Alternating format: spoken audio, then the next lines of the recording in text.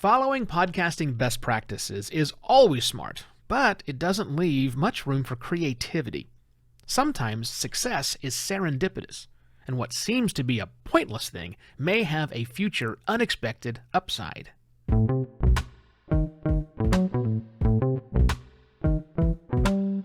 Hello and welcome to another Podcast Pontifications with me, Evo Terra.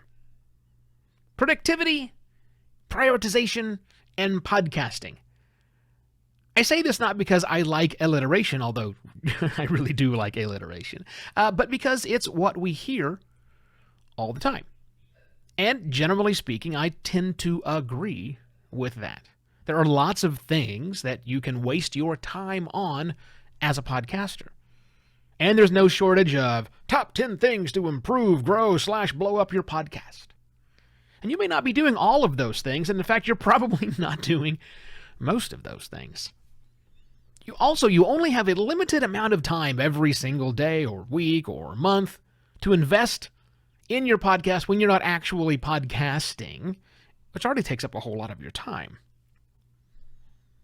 So yeah, prioritize, because your productivity needs to be, well versed. But however, all of those things being true, I'm a big fan of doing pointless things. Or rather, I guess I should say things that seem pointless. And if not pointless by themselves, then things that don't have an immediate, measurable payoff for your podcast.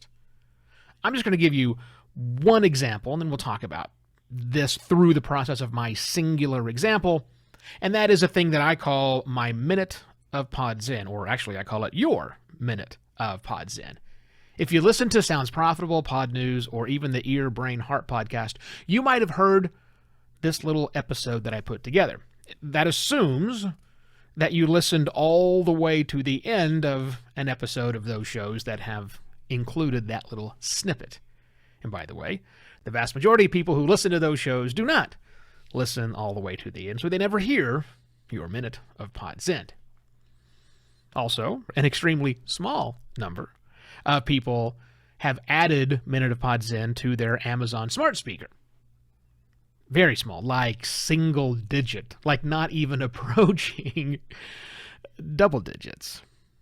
Now, in case you're unfamiliar with it, this is not a pitch for it, but Minute of Pod Zen is an extremely abbreviated version of Podcast Pontifications, which I'm going to write, which I do write and record every single day. Just like today, I will write and record a Minute of Pod Zen after I've done all the production work for this episode of Podcast Pontifications. It's this thing that you're listening to.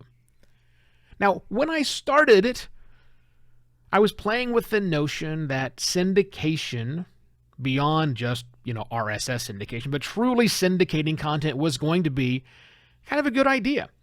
It might be something, this short little piece, might be something other podcasters who have podcasts about podcasting might want to incorporate into their show. And yes, I am thrilled to death that Bryan and James and Mark have decided to take me up on that offer and are incorporating the content. I really appreciate it. But let's face it, the general idea of syndication is that it's picked up and redistributed in lots of different places by lots of different publishers. 3 is not lots. So the general idea of, hey, let's syndicate this hasn't really panned out. However, it's by far a failure. I mean, the words that I condense and rewrite into a Minute of Pod Zen, which I'm going to do here in just a little bit, those words have found a new purpose, which you've probably seen if you're following me on Twitter or other social media properties, which is mostly just Twitter for me. You see, the script of Minute of Pod Zen, that pointless thing I've been doing, has suddenly become the base of what I share out as a Twitter thread for each episode. You might have seen that happen over the last couple of weeks when I switched to this new format. I'm also using that text that I write in the Minute of Pod Zen to share on LinkedIn and on Facebook as the episode is published. You see, I'm no longer just sharing a quick blurb and a link to the episode's detail page on my website on social media. That's relatively low effort, and it's also, as we know, not the greatest when it comes to success. Better than nothing? Absolutely. However, using this new longer form content is working much better. I can tell you that since implementing these new longer form posts, again, that all started life as the script for a Minute of Pod Zen, that thing that, statistically speaking, extremely few of you have ever listened to, is making a really big difference when I post things. Not just in engagement, social engagement. You know how I feel about social engagement. It's, you can't eat engagement, right? But it's also delivering lots of more traffic over to podcastpontification.com, my website. I'm seeing more people engage on content now in the advancing podcasting community brought in there because of this new longer form content I'm able to share socially, all because of that thing that no one statistically listens to called Minute of Pod Zen. It's going from pointless to powerful, right, to keep the alliteration going here. I'm not ready to cut it out because I'm finding a new life for it. What about you? Are there things you've always wanted to try? Try with your podcast to see, hey, this feels right, maybe I should do it? Well, give it a shot. You have no idea how or even if it's going to pay off later on. Don't kill it too early. Let it develop. I mean, it took me 50 episodes, over 50 episodes of Minute of Pod Zen until I figured out its real value, and now has become a staple of what I do. There are some times, like last week, when I will do all of the work to create the Minute of Pod Zen, don't actually record the Minute of Pod Zen, but I still use the words as my social shares every single time. So those things that you might think are pointless may not be pointless. Do the things that don't matter, because sometimes they wind up mattering big time for you and your show. Now let's enter the Boostagram corner. Now it's time for the Boostagram corner. Boostagram corner. I don't know a thing about crypto. Boostagram.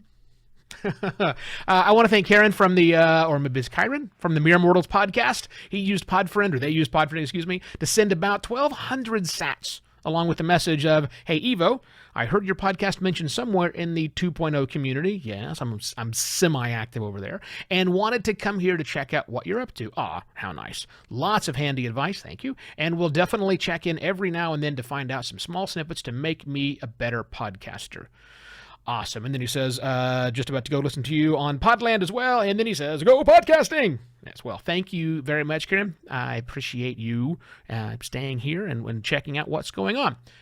If you figured out how to send boosts in your new podcast listening app, feel free to do so, along with a message much like that. But if that's too complicated, and in fact, let's face it, it's pretty stinking complicated, there are always the option out there for you to go to buymeacoffee.com/evoterra, which is what Josh Lipton did.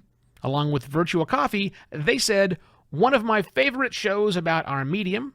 The discussions are thought-provoking. It's the entertainment value, however, that keeps me listening. Well, thank you very much for listening, Josh. I do appreciate that.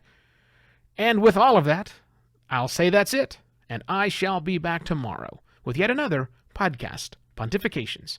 Cheers.